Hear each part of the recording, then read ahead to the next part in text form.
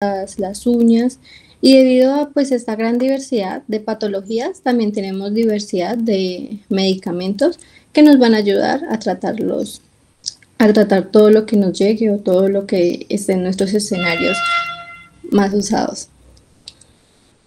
Entonces, dentro del contenido vamos a hablar de los corticoides. De hecho, esta presentación, como decía la doctora, se basó en sintetizar como los más usados en tablas. Entonces traté de coger como las tablas, buscar los nombres, mecanismo de acción, la dosis y en cuáles son las patologías más usadas. Más adelante pues mis compañeros también harán por patología específico y hablarán también, supongo, de los tratamientos y todo eso, pero pues esto es como una borde inicial que nos puede ayudar muchas veces a tener las tablitas y buscarlas rápido en el caso en el que las necesitemos. Entonces tenemos los corticoides, los antibióticos, los antihistamínicos, los antivirales, los retinoides y los antimicóticos.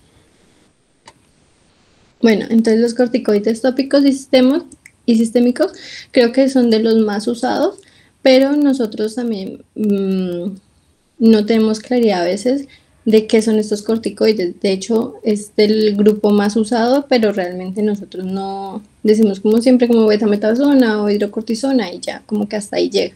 Entonces es un medicamento derivado de las hormonas esteroides que produce naturalmente la corteza suprarrenal.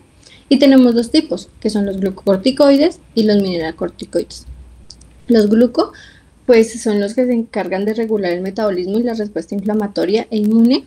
Y los mineralocorticoides, pues regulan el balance de aguas, sales dentro de nuestro organismo. Y entre los más comunes, pues tenemos los que se ven en las imágenes. Ahora sí vamos a las tablitas. Entonces tenemos unos corticoides que son tópicos y otros que son sistémicos. Como tópicos, pues son los que se aplican.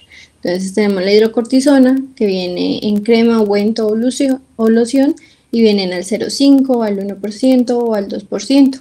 Y en dermatología se usan de 1 a 2 veces por semana y se mantiene la hidratación. ¿Cuál es el mecanismo? Los corticoides tópicos generalmente tienen todos el mismo mecanismo, que es inhibir la apoptosis y la desmarginación de los neutros. Además, inhiben la fosfolipasa 2 y de estos también hacen que haya una disminución de la formación de derivados de arácnidos y inhiben la NF-kappa B.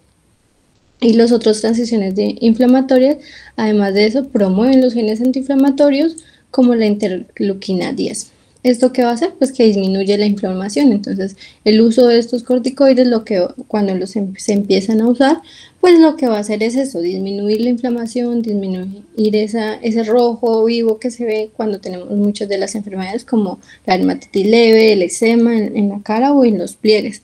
Pero también tiene unos efectos adversos que pues no los puse aquí, pero tenemos que tenerlo en cuenta, que son las atrofias cutáneas, la dermatitis perioral, la rosácea, la hipopigmentación y generalmente está contraindicado cuando las infecciones están activas y no tienen una cobertura antimicrobiana.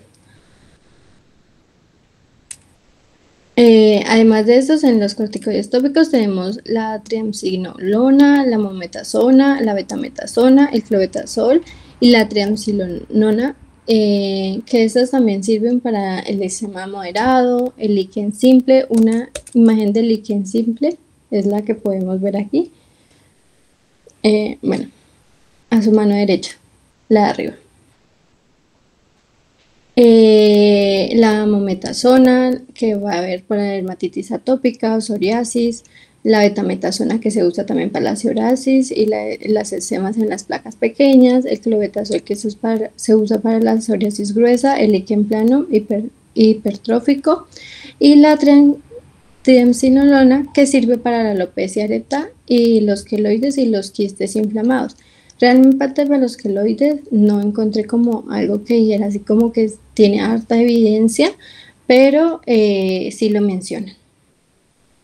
Luego tenemos los corticoides sistémicos, que son los más usados también, que son estos tres, que es la prednisona, la metilprednisolona y la dexametasona. Dentro de la prednisona tenemos los comprimidos que van de 5, 10, 30 y 50 miligramos La dosis de uso en dermatología es de 0,2 a 1 miligramo kilogramo día, y en casos más graves o en casos que lo requeramos podemos usarlo de 2 miligramos kilogramos día. ¿Y cuál es el mecanismo de acción de esto? Pues se une a los receptores intracelulares y modifica la expresión génica. Además de eso, inhibe los mediadores proinflamatorios, estimulando las proteínas antiinflamatorias, lo que va a producir pues un efecto antiinflamatorio e inmunosupresor. Y nos va a servir en la urticaria severa, en las erupciones medicamentosas o los brotes autoinmunes. Luego tenemos la metilprednisolona, que los comprimidos vienen de 4, 16 y 40 miligramos, y tenemos también las ampollas de 1 gramo que se pueden aplicar endovenosas, estos más en uso intrahospitalario. En la oral, pues de 2 a 60 miligramos día, según gravedad, o en varias tomas, y el bolo de 1 gramo de 24 horas infundido en 60 a 90. También encontré que en estos se utilizaban a veces pulsos. Sin embargo, no encontré como las dosis de los pulsos adecuados, entonces más tarde la doctora nos explicará eso. Se pueden usar en el pénfigo o en el DRESS grave. La dexametasona son ampollas inyectables de 4 miligramos, de 8 miligramos y tabletas de 4 miligramos que tenemos.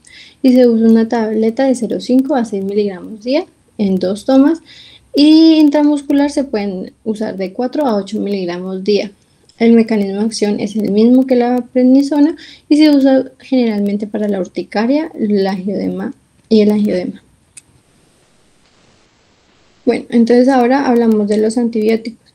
Realmente el desconocimiento hace que muchas veces nosotros no usemos este tipo de implementos que nos ayudan a los pacientes, y generalmente cuando nos llegan enfermedades dermatológicas a nuestros consultorios, lo que hacemos es enviar puros corticoides, ¿no? Pero a veces esos corticoides nos agravan, como vimos anteriormente, nos agravan muchas patologías, pero también tenemos otros como los antibióticos. También tenemos antibióticos tópicos y antibióticos sistémicos. Dentro de los antibióticos tópicos tenemos la mupirocina al 2%, que puede funcionar como un ungüento crema, ambos vienen al 2%, y se usa de 2 a 3 días en la semana. El mecanismo es inhibir la isosil-tRNA sintetasa, y los usos son el limpético, la foliculitis y la descolonización nasal, que ese es para el ungüento, que ese es, lo usa generalmente el ungüento. El ácido fusídico, que es como el que más he escuchado, que viene también al 2%, también viene en crema, y este se usa de 2 a 3 días, inhibe la elongación del FG y se usa para el limpético localizado. La clindamicina del 1%, generalmente la vemos más oral que aplicada, pero también viene en gel y loción, y se debe usar hasta 12 semanas. Esta se une de manera reversible a la subunidad 50S del ribosoma bacteriano, inhibiendo la síntesis de proteína al bloquear la translocación de los péptidos en formación, y se usa generalmente en el acné inflamatorio. La eritromicina al 2% también viene en solución y en gel. También se usa hasta 12 semanas y se usa en el acné cuando hay mayor resistencia y se combina con peróxido. Eso era lo que nos decía la doctora, que a veces pues llegan muchas veces, pero eso ya es como más un uso dermatológico, pero nosotros también pues podemos usarlo. Y el peróxido de benzolio, que viene de 2.5 y al 5% viene en gel y viene también en loción, y se usa un día solo en la noche hasta 12 semanas. Y este es bactericida y ketorológico, y también se usa para el acné. Generalmente los antibióticos se usan más como para eso, para el acné. Dentro de los antibióticos orales, perdón, se usa, tenemos la dicloxacilina, que viene en cápsulas de 50 miligramos y en suspensión de 250 sobre 5 mililitros. Se usa 500 miligramos cada 6 horas por al menos 7 o 10 días, y el mecanismo de acción de estas, sí, como que cambian las diferentes. En este, por ejemplo, es inhibe la síntesis de la pared celular bacteriana y hace resistencia a la penicilina aureus. Las indicaciones principales, celulitis no purulenta, impético.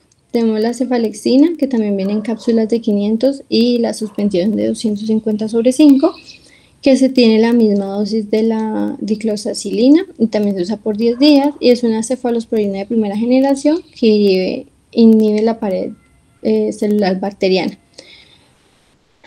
El trimetoprim sulfa, que hablamos de la tableta de 160 y de 800 miligramos, se usa cada 12 horas por al menos 7 días y inhibe la síntesis de folato de 160 y 180. La celulitis con abscesos purulentos y con sospecha de MRSA. La aminociclina, que viene en la cápsula de 50 a 100 miligramos, y se da esto según el peso. Y inhibe la síntesis proteica bacteriana al unirse de forma reversible a la subunidad 30S del ribosoma, bloqueando la unión del ARNT y deteniendo el crecimiento bacteriano, o sea que es bacteriostática. También sirve para el acné inflamatorio moderado y grave. Y la doxiciclina, que era la que estamos escuchando esta semana más, que son cápsulas de 100 miligramos, vienen tabletas también de 100 y de 50. Y estas se dan cada 12 horas el primer día y luego 100 miligramos cada día. Tiene el mismo mecanismo de acción de la aminociclina y también se usa para el acné, la rosácea inflamatoria y las infecciones de piel y tejidos blandos. Dentro de esto nosotros sabemos contraindicaciones con pacientes alérgicos, por ejemplo los pacientes que alérgicos a alguno de estos medicamentos. A las tetraciclinas tenemos que tener en cuenta que en embarazo, lactancia o en niños menores de 8 años no se pueden dar ese tipo de medicamentos. La clindamicina tenemos que tener especial cuidado con pacientes con enfermedades gastrointestinales, como por ejemplo la colitis pseudomembranosa. En esos pacientes no se les puede dar. Y ya. Aquí tenemos otros antibióticos orales, que es la eritromicina oral, la amoxicilina y la amoxicilina clavulanàctrico. La eritromicina oral viene en tableta de 50 miligramos, suspensión de 250 y también vi que venía un gel de 4% al 4%. La dosis que se usa en dermatología son de 500 miligramos 6 horas y esta se une a la subunidad 50 es el ribosoma bacteriano, inhibiendo la translocación del péptido naciente y bloqueando la síntesis proteica, lo que produce un efecto bacteriostático también. Indicaciones principales en embarazo o niños: el impétigo en alergia a la penicilina. La amoxicilina y la amoxicilina clavulanàctrico vienen, la amoxicilina de 250 o de 500 y la otra viene de 500 y 125. Generalmente esas se dan cada 8 horas y su ajuste es a 10 días, o sea, su dosis máxima es hasta 10 días. Y la amoxicilina inhibe la síntesis de la pared bacteriana al unirse a las proteínas fijadoras de la penicilina y bloqueando la formación de la peptidoglucano y provoca lisis celular, haciendo un efecto bactericida. Y en esta se utilizan en estreptococos biógenes y estrafilococos aureus. En la clavulánico pues se usa para infecciones de tejido también, para estreptococos aureus y para beta-lactamasas y flora mixtas. El uso de estos puede generarnos resistencia, entonces como que tenemos que tener más cuidado de cómo lo mandamos o a quiénes se los mandamos. Seguimos con los antihistamínicos. Los antihistamínicos tenemos los inhibidores de H1 de histamina, que bloquean los vasos sanguíneos, las pieles y las mucosas, pero también tenemos los inhibidores del H2. En los H1 tenemos varias generaciones. Dentro de las generaciones del H1 tenemos 3, que son la primera, la segunda y la tercera generación, siendo la primera generación como la que más produce somnolencia, o en este caso efecto de somnolencia, y la tercera generación los que menos producen somnolencia. Dentro de la primera generación tenemos como la hidroxicina o la diferamina o la clorfenimina. Dentro de la segunda generación tenemos la loratadina, la cetiricina, el ketotifueno, Y dentro de la tercera generación tenemos la levocitirosina, la loratadina, la fexofenadina. Sin embargo, no todos estos medicamentos se usan para la piel. Muchos de estos son más del tracto respiratorio, por lo que, por lo que aquí solamente voy a usar los que se usan, voy a poner los que se usan más, que son la cetiricina, la loratadina, la fexofenadina, la loratadina y la hidroxicina. Estas generalmente vienen en presentaciones pequeñas de 10 miligramos, de la loratadina de 10 miligramos, la fexofenadina de 120 a 180 miligramos y la loratadina de 5 miligramos y la hidroxicina de 25 miligramos. Las dosis generalmente es una cada 24 horas de cada una y sobre todo en la tercera generación. Y la segunda y tercera generación son las que más se usan cada 24 horas y el mecanismo es pues lo que les comentaba, que era un antagonista selectivo de los receptores H1 de histamina. Los usos, urticaria, prurito más que todo, y para la hidroxicina la ansiedad asociada. Y esta pues hablamos de la generación. Los antihistamínicos tenemos que tener en cuenta que lo que decía, que producen somnolencia. Entonces muchos de nuestros pacientes que nos llegan pues van a ser trabajadores. Entonces tenemos que tener en cuenta muy bien a qué pacientes nosotros les estamos enviando este tipo de medicamentos para evitar accidentes. Dentro de los antivirales tenemos los más comunes, como los únicos que escuchamos y que aquí en Colombia sí los tenemos, que es el aciclovir, el valaciclovir y el fanciclovir. Esta viene en la presentación del aciclovir, viene en tableta de 500 miligramos, de 800 miligramos, viene la suspensión de 200 miligramos, la crema 5%, su uso es de 200 a 400 oral y 800 miligramos por 5 días. El mecanismo de acción pues es un análogo de la guanosina y se convierte en tiamina quinesina viral del trifosfatina que inhibe la polimerasa del ADN viral y frena la replicación selectiva en células infectadas. Los más usados, herpes simple, zóster, varicela y varicela complicada. Con el valaciclovir tenemos tabletas de 500 miligramos y de 1 miligramos, se usa también en herpes genital y en supresión. El mecanismo de acción básicamente es que el valaciclovir se convierte en aciclovir y realiza la misma acción del aciclovir, o sea, el mismo mecanismo de acción, igual que en famciclovir, que viene en tabletas de 125 sobre 250 miligramos y este se da por 5 días y se usa más que todo para el herpes genital. En los retinoides tenemos la tretinoína, el adapaleno y la tazaroteno. La tretinoína viene de 0.025 o de 0.05, viene en crema, gel y estas tienen una característica y solo se usan cada 24 horas y solo en la noche. El mecanismo de acción se une a los receptores nucleares del ácido retinoico, el RAR, y regula la transcripción génica promoviendo la diferenciación y la descamación de los queratinocitos, lo que disminuye la formación de los comedones y mejora la renovación celular. Pues ¿para qué nos va a funcionar? Para el acné y el fotoenvejecimiento, pues teniendo en cuenta lo que nos hablaba la doctora, de que si nosotros vemos comedones, básicamente ya tenemos un diagnóstico de acné. Entonces, al disminuirlos, pues también vamos a tratar el acné. El adapaleno viene de 0,1 a 0,3. Viene también en gel, en crema, se usa en las mismas 24 horas, también es un RAR selectivo y se usa también en la queratosis pilar. El tazaroteno viene del 0.05, del 0,1 en gel, en crema, 24 horas también. También es un RAR selectivo y también sirve para el acné y la psoriasis en placa.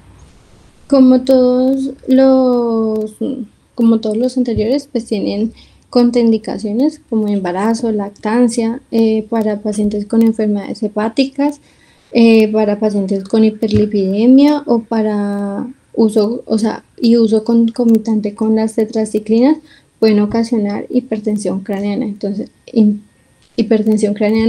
Entonces, hay que tener en cuenta bien los pacientes qué otros medicamentos están tomando en el momento de enviarlo para que no hayan esas interacciones. Además de eso, Pueden, si se usan tópicos, pues puede haber irritación, puede haber eritema, escamación, además de eso, fotosensibilidad, por lo que se envían también, de hecho, en la noche, como nos hablaba la doctora, el otro día tienen que bañarse en bloqueador solar. Y pueden hacer a nivel sistémico, pueden ocasionar cirrosis, elevación de los triglicéridos y hepatotoxicidad. Dentro de los antimicóticos tenemos la terbinafina, que es una crema, puede venir en cremas y en tabletas del 1% de 250. Estas vienen más como por dosis, dependiendo la indicación que se dé. Por ejemplo, la tiña corporis en la pedis y la acropis viene tópico, se usa una vez al día por 4 semanas. En la tiña capitis se utiliza 250 miligramos cada 24 horas. En la onicomicosis se utiliza 200 miligramos cada 12 horas por 12 semanas. El mecanismo de acción es inhibir la enzima de la esclerona hipoxidasa en la vía de la síntesis del ergosterol. Lo que va a provocar es una acumulación del escoleno y una muerte celular fúngica, entonces va a ser el efecto fungicida. Aquí podemos ver que va a haber descamación o tal vez se ponga negruzco el lugar. El ketonazol es un tópico que viene al 2%, se aplica también 1 o 2 veces al día por 4 semanas y este inhibe la enzima fúngica 14A desmilitasas y bloquea la síntesis del ergosterol en la membrana celular, lo que va pues alterar la permeabilidad y produce el efecto antifúngico. Se usa en la dermatopsis, en la dermatitis seborreica y en la pitiriasis versicolor. El clotrimazol, que es como el que más usamos, igual que el fluconazol, viene el clotrimazol que viene el 1% de 1 a 2 veces al día por 4 semanas y inhibe la enzima lanosterol 14 desmitasa de esta manera y inhibe la síntesis del ergosterol. La tiña se usa para tiñas cutáneas, candidiasis superficiales y ya. El fluconazol viene en tabletas de 150 miligramos, 200 miligramos en suspensión oral también. Viene 150 miligramos por semana, se da por 24 semanas, inhibe la 14 alfa desmitelasa y disminuye el ergosterol donde hay desorganizando la membrana. Y se usa para la onicomicosis, la candidiasis cutánea. En este tenemos que tener en cuenta que también no se pueden enviar en pacientes que tengan insuficiencia hepática severa, en pacientes con embarazo, que estén embarazadas o en niños. Y aquí hay parte de la bibliografía, sin embargo, como son muchos medicamentos, lo tuve que sacar como de muchas partes, pero no puse todos los medicamentos. Muchas gracias.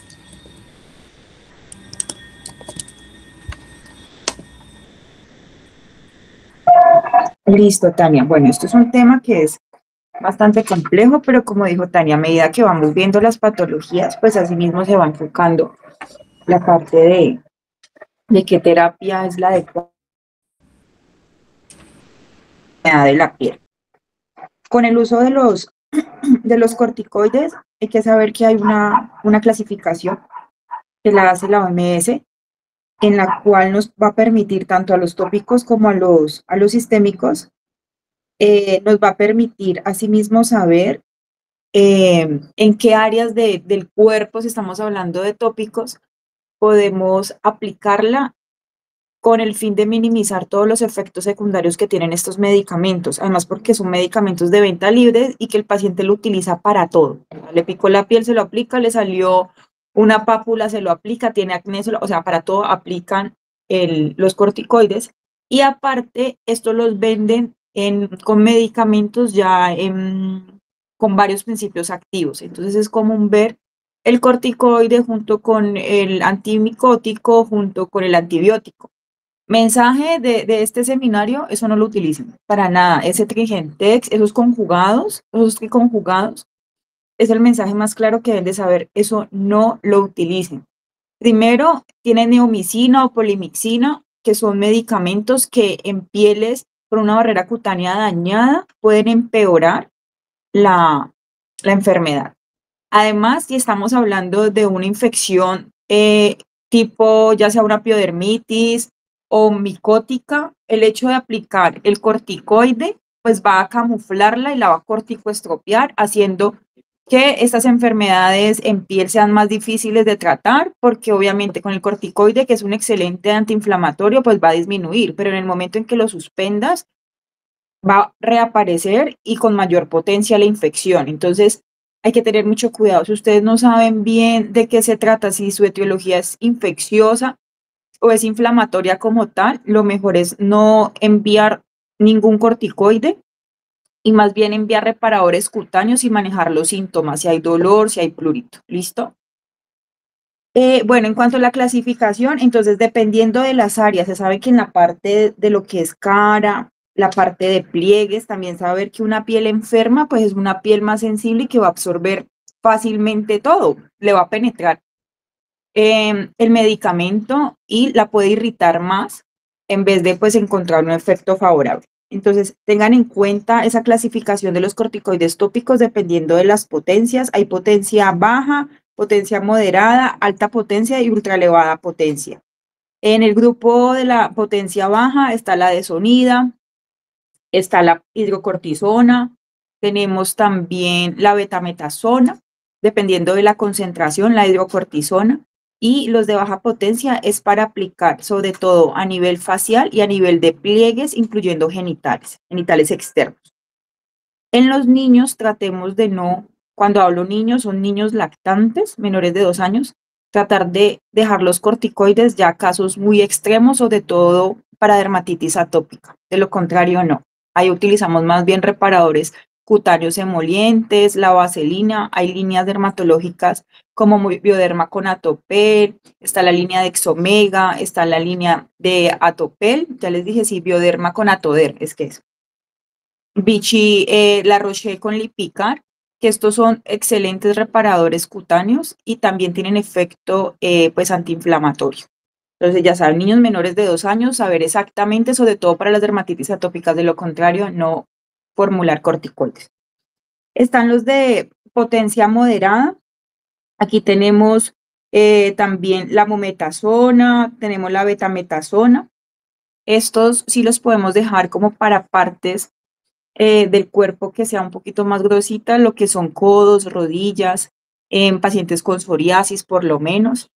Ya de ultra elevada potencia, en este caso solo tenemos el clobetasol y este lo dejamos son para esas placas, supongamos de líquen plano o de psoriasis que ya esa escama está o esa costra está muy gruesa.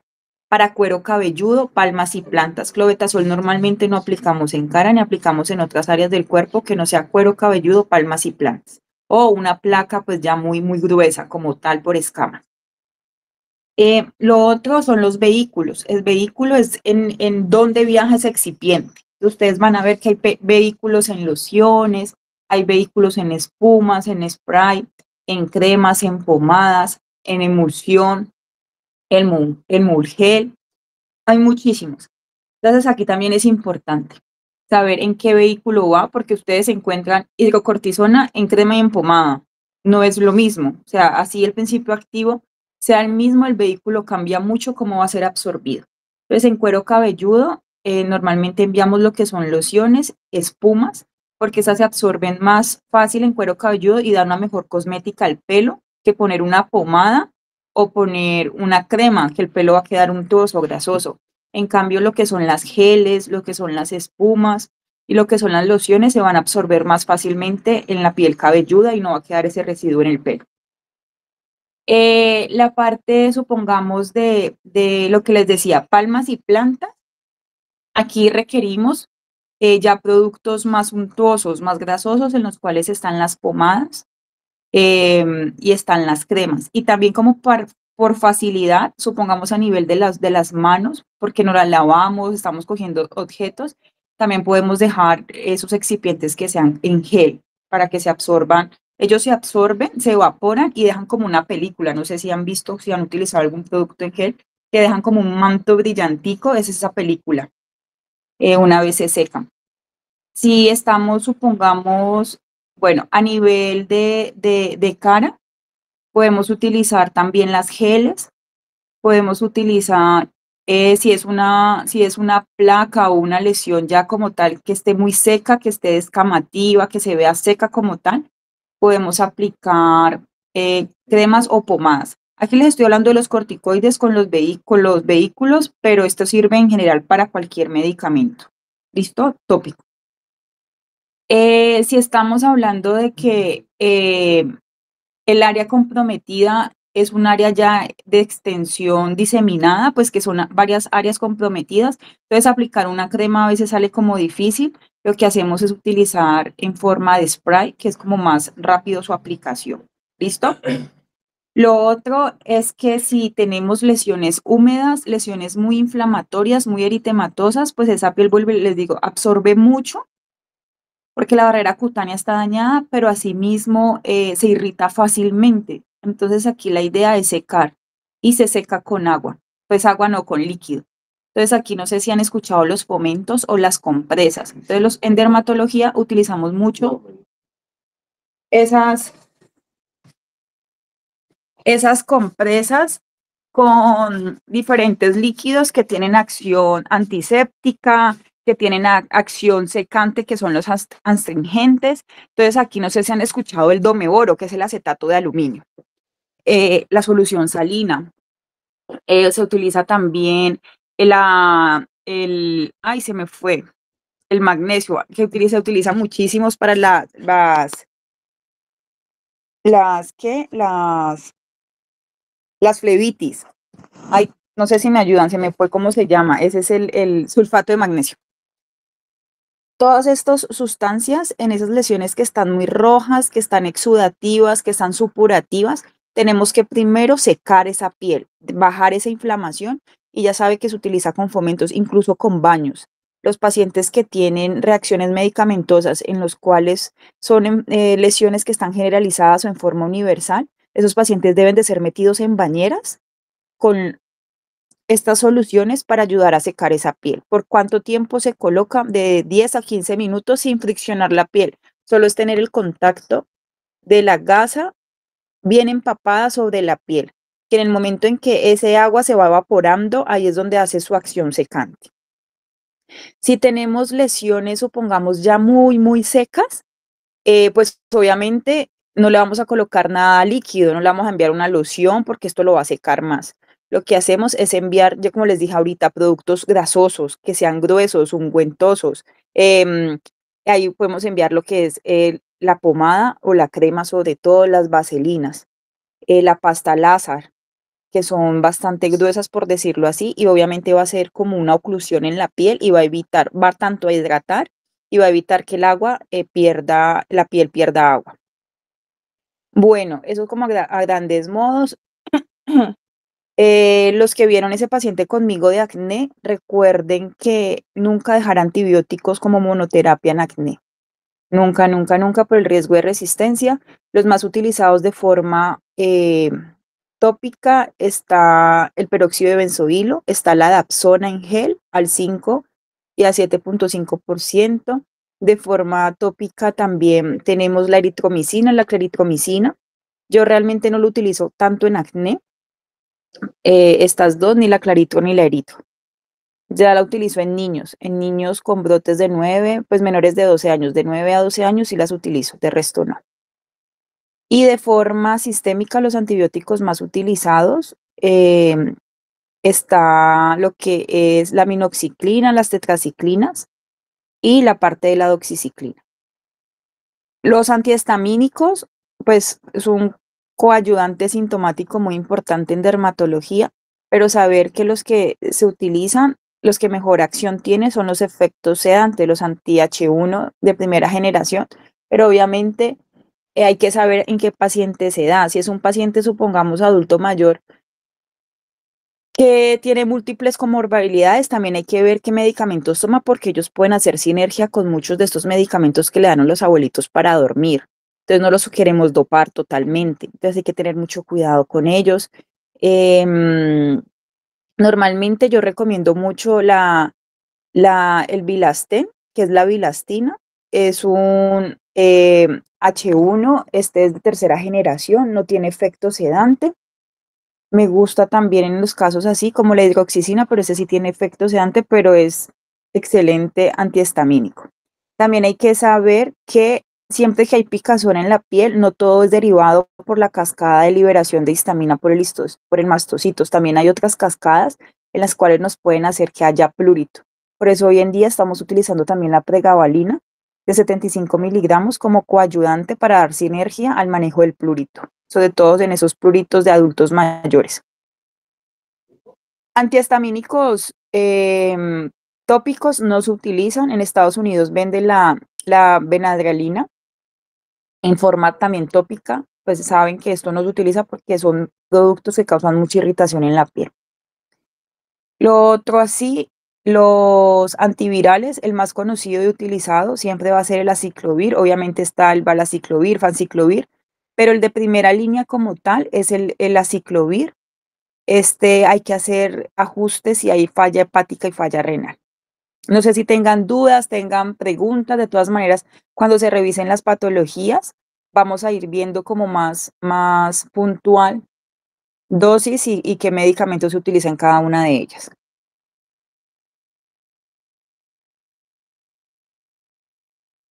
Hola,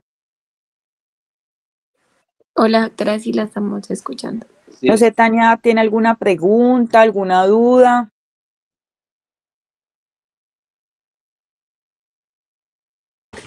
No, pues supongo que ya con algunas cosas, teniendo en cuenta pues que los muchachos también van a hablar de tratamientos, Ajá. pues se irán respondiendo algunas de las dudas, como por ejemplo con los antibióticos, que a veces son como los que más usamos, y los corticoides en general, pues en qué casos los usamos mejor y así como usted decía, como en qué zonas, ¿no? Para los corticoides. Sí, sí, sí. Entonces ya, si hay alguna duda, pues ya le comentaré. Vale, Tania. Otra cosa con los antibióticos, lo ideal siempre es hacer un cultivo, ¿no? Y empezar tratamiento empírico con la tablita que Tania nos puso que está bien. Eso sería lo ideal, empezar tratamiento empírico si estamos sospechando de una celulitis, un impético como tal. Primero pues hacer el cultivo y luego empezar ese tratamiento empírico. Pero pues eso no sucede porque pues estos pacientes no los vamos a hospitalizar, pues dependiendo obviamente de la gravedad. Pero en dermatología la mayoría pues no se van a hospitalizar. Y decirle como que ven al laboratorio, o sea, en un puesto de salud no vamos a tener ahí el laboratorio disponible en la consulta. Entonces, la idea también es escoger bien el antibiótico e indagar, porque ustedes saben que estos productos son de venta libre y antes de ir al médico, estos pacientes ya han tomado N cantidad de medicamentos. Entonces, ese riesgo de resistencia a los antibióticos, pues es una realidad que tenemos que asumir porque está ahí a la puerta, está en la esquina de que vamos a quedarnos en algún momento sin antibiótico. Entonces, saber también en qué momento se utilizan. Incluso hoy en día se dice que cinco días de tratamiento ya es suficiente como si estuviéramos haciendo 7 días, pero también hay que individualizar ese paciente, cuál requiere realmente 5 días o cuál requiere hasta 14 días de antibiótico.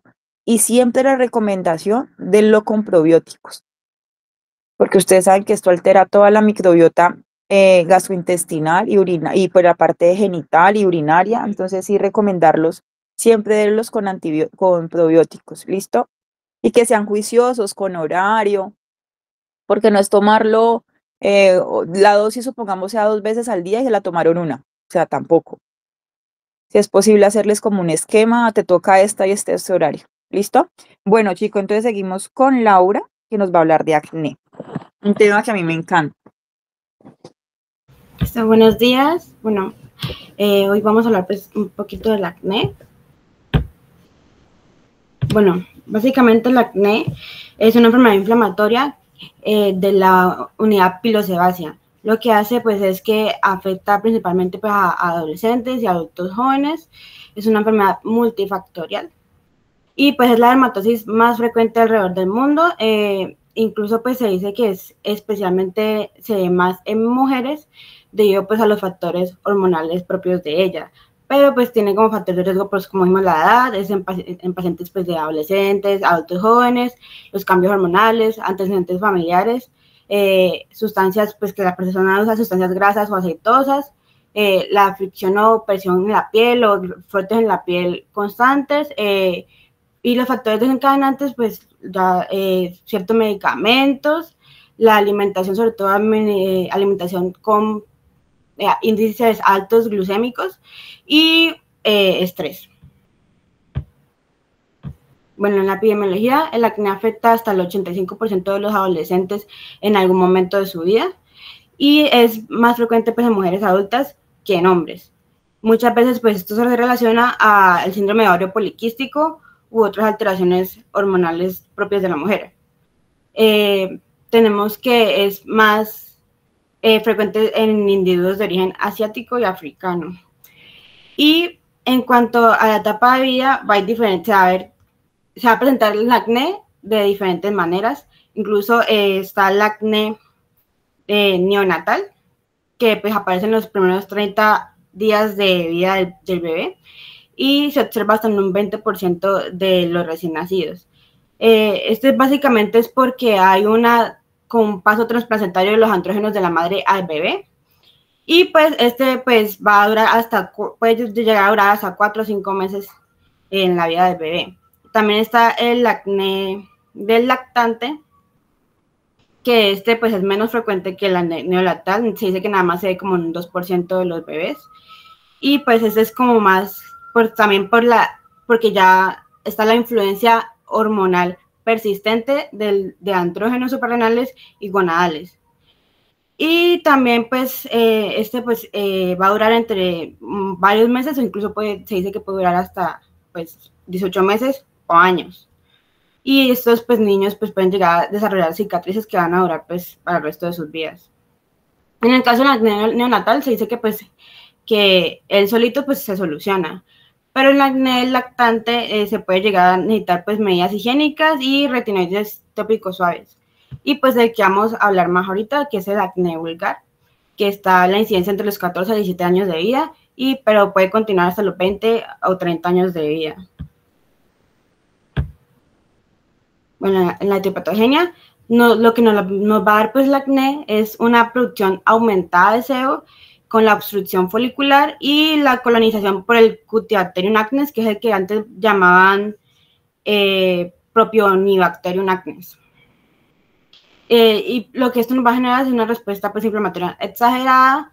Además de eso, pues que la persona se alimente con una dieta con alto índice glicémico y un consumo elevado de lácteos. En la fisiopatología, básicamente, ya sabemos que el acné pues, es multifactorial, pero se va a sustentar en 4 pilares principales, que son la hiperkeratinización folicular, el aumento de la producción del sebo y la colonización por el Cutibacterium acnes, y pues obviamente la inflamación.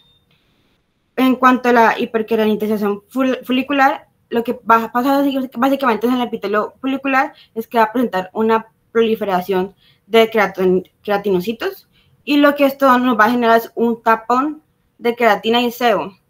Aquí entonces va a comenzar algo llamado microcomedón, que es la lesión inicial del acné.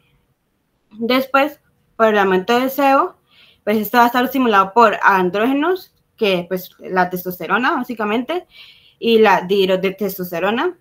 Y pues esto lo que pasa es que el sebo cuando está en exceso es más viscoso y es muy rico en triglicéridos, lo que entonces nos va a favorecer como un medio ideal para pues, la proliferación de la bacteria. Lo que hace esta bacteria es que empieza a liberar lipasas que degradan los triglicéridos del sebo. Y esto pues nos va a producir pues ácidos grasos irritantes. Y esto pues va a estimular receptores que nos va a provocar pues la respuesta inflamatoria. Aquí lo que pasa es que va causando la inflamación desde el inicio, incluso antes de la ruptura folicular. Y aquí van a haber entonces liberación de citoquinas proinflamatorias y va a haber un reclutamiento de neutrófilos y linfocitos. Y esto pues nos va explicando por qué tenemos lesiones inflamatorias como las pápulas, las pústulas y los nódulos. Bueno, en cuanto a la clasificación, pues hay varias maneras de clasificar el acné, pero aquí lo tenemos por gravedad y pues según la edad de la presentación, según qué lesión predomina y las formas especiales del acné.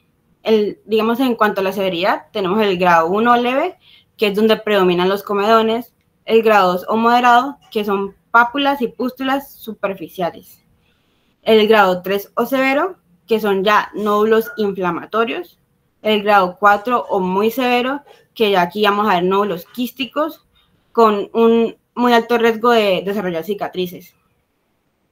En la de presentación, pues ya vimos que es la neonatal, existe la infantil, la preadolescente, el adolescente y el adulto. Y pues según lesión predominante va a estar el comedénico, el papulopustuloso y el nódulo quístico.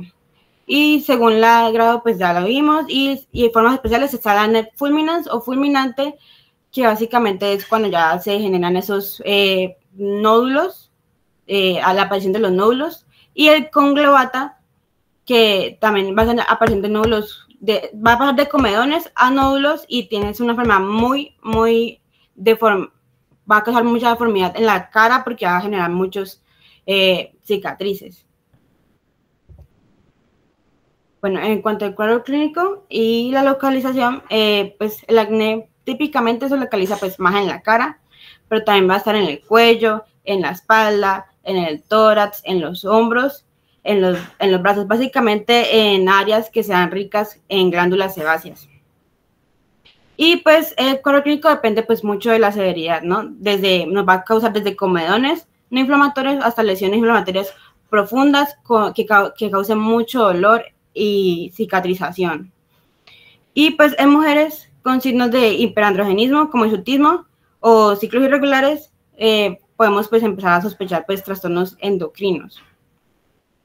El diagnóstico pues básicamente es clínico, pues no se recomiendan pues cultivos de rutina, salvo en casos que sean refractarios o en lesiones pustulosas atípicas. Y pues en mujeres, como ya dijimos, si nos da clínica de hiperandrogenismo, pues podemos llegar a solicitar pues un perfil hormonal para descartarlo. En el tratamiento, pues está pues las medidas como más generales, que ya no son farmacológicas, que es básicamente pues se recomienda el uso de limpiadores Sindet, que son limpiadores más ácidos, son suaves pero ácidos. Y evitar pues frotar la piel, desmaquillarse antes de dormir, no manipular las lesiones y usar obviamente pues fotoprotección todo el año. Respecto pues a la dieta, no hay como tal un consenso absoluto, pero pues hay más evidencia de que debemos de reducir el consumo de lácteos y alimentos de índice glucémico también. Además de eso, también se habla en las guías, habla de disminuir alimentos ricos en omega 3. Y en el tratamiento farmacológico, pues tenemos primero pues el tópico, que es como tal la primera línea en acné de leve a moderado, que son pues el peróxido de benzoilo, que básicamente nos ocasiona, pues es un antibacteriano y además de eso es una antirresistencia. Por eso es que lo recomiendan con los antibióticos orales para pues, reducir el riesgo de resistencia. Y están los retinoides tópicos como la apaleno, la tretinoína.